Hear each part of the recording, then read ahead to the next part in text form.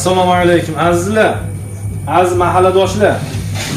Shundoq chiroyli, hammaga foydali bir maskan ochilgan ekan, xabarim yo'q ekan. Hozir kelib bilib qoldim.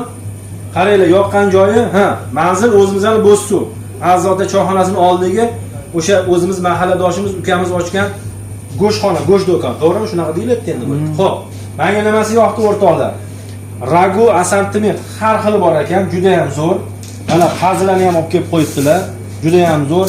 Men raguga bekorga urg'u bermadim, o'rtoqlar. Hozir juda ko'pchilikda suyak bo'lgan kasalliklari bor-da. Shu narsa o'zi arzon, lekin foydasi juda katta-da. Haftani 2 kunini mana shunaqa ragu sho'rvadan, mohora yoki shunga o'xshash ko'p qaynatib iste'mol qilinadigan taomlar kuniga aylantirib qo'yinglar.